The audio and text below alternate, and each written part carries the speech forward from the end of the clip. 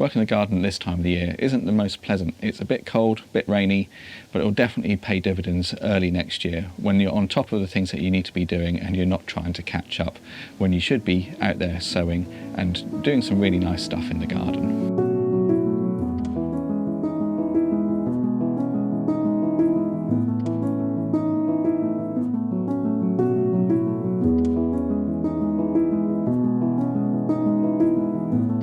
So my first tip for today is to clear out your greenhouse and give it a good clean.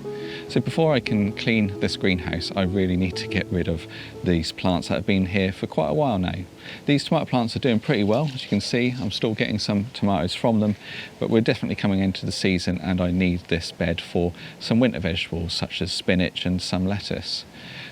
I don't want to lose these tomatoes, so what I'll be doing is I'll be taking the green ones in and leaving them on top of a windowsill so that they can start to ripen indoors, so I can still make use of them, whether it's in a ragu or even in a salad.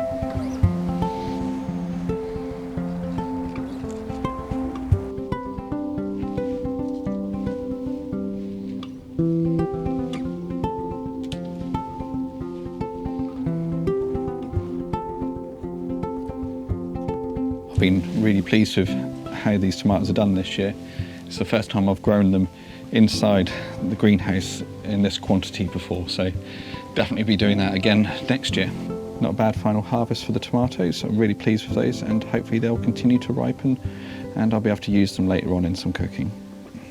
To remove the tomato vine, all I'm going to do is just cut it off at the base and then take the fastenings off to remove the vine, and the vine will just go onto the compost heap.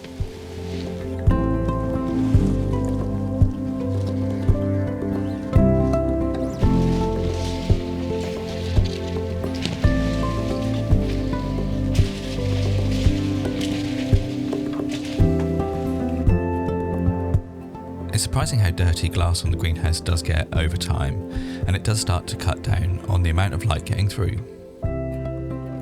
So this year I'm washing down all of the panes of glass and just using soapy water and rinsing them down afterwards.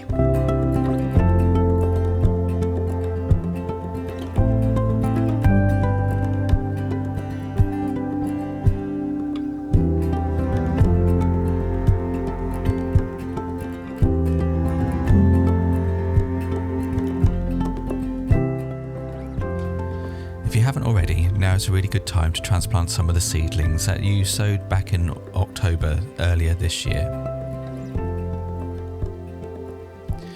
I've been quite successful with my spinach, and that's what's now going to go into the bed, replacing the tomatoes.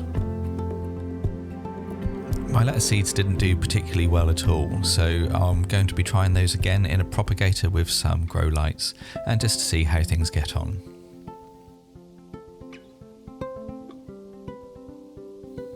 So hopefully I'll have a wonderful crop of spinach to keep me in fresh food over winter.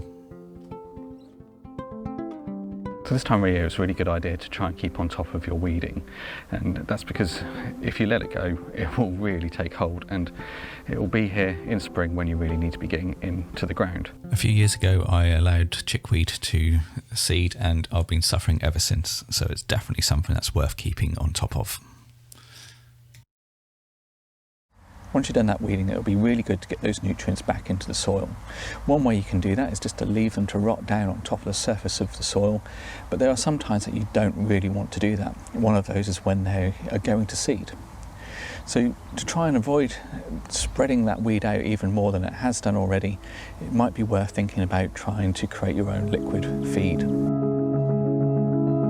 So to create your own liquid feed, all you need is a bucket of some description, some weeds from the garden, and some water. Every weed will have its own nutrient composition. Some will be higher in protein and some will be higher in other nutrients. So you can make a singular type of feed depending on what you want. So something made out of, say, nettles would be high in potassium, which will be absolutely great for tomato plants.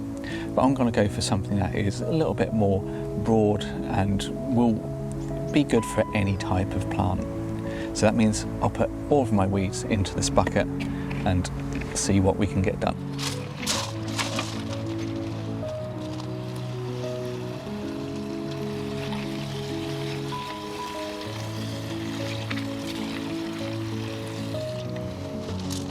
One of the things you can also do is to get on top of your mulching. So mulching is another way that you can try and keep down all of the weeds and suppress them over the winter period. Mulching is the practice of putting material on top of bare soil. And it's usually an organic matter that we put down, because as that breaks down, that should add nutrients and structure to the soil itself in improving it over time. But there are other benefits for mulching. One of those, and the main one that I'm doing it for, is to suppress weeds. That way, hopefully next year I should see a lot less weed pressure in my veg patch.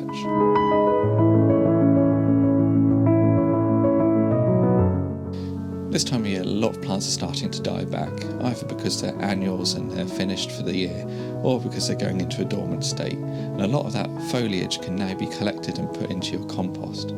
And if you've used your compost earlier on to spread out and use as a mulch on either your flower bed or your veg patch, you've got some space, and it's a really great idea to start filling it now. If you're interested in how to compost at home, I've done a little video. I'll put a card up somewhere on the screen now. So if you're interested, why not head over there and learn a little bit more about home composting. It's a pretty good idea to bring in some of your potted plants from outside into a place where they'll be frost-free, particularly terracotta plant pots. Terracotta plant pots unfortunately can break when there's frost, and that's because they're porous, the water will get into them, and once they freeze the water will expand and therefore it will start to break the pot. So if you're looking to look after them, bring them into your greenhouse or somewhere else outside of an area that it will freeze, and they will last you much longer than they would normally. If you haven't already, now is a really good time to harvest your late summer and your early autumn crop. That way the ground's got a bit of time to rest, particularly if you've put on some mulch and some compost ready for next year.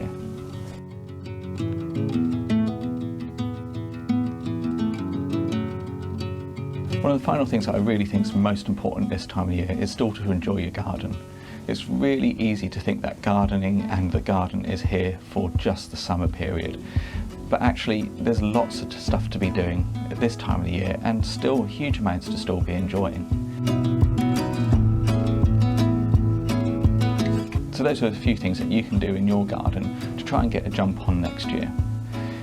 If you're working in your garden at the moment, please leave a comment below and let us know what you're up to so other people can see what other things could be done this time of the year. So if you've liked this, please like and subscribe, and I'll see you next time.